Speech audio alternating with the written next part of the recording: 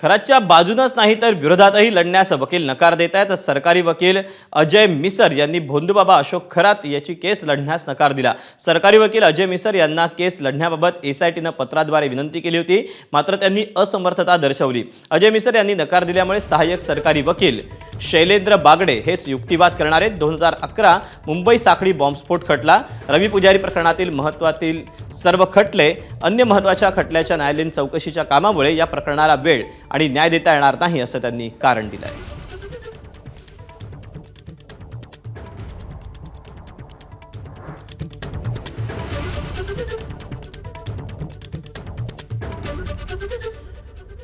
सरकारी वकील अजय मिसर यांनी खटला लढण्यास नकार दिलेला आहे। खराची केस लढण्यासाठी त्यांना एसआयटीने पत्राद्वारे विनंती केलेली होती, मात्र इतर काही जे खटले आहेत, जी काही प्रकरणं सुरू आहेत, महाराष्ट्रातली ही प्रमुख प्रकरणं असल्यामुळे मला या केसमध्ये लढता येणार नाही अशी असमर्थता वकील अजय मिसर यांनी दर्शवलेली आहे।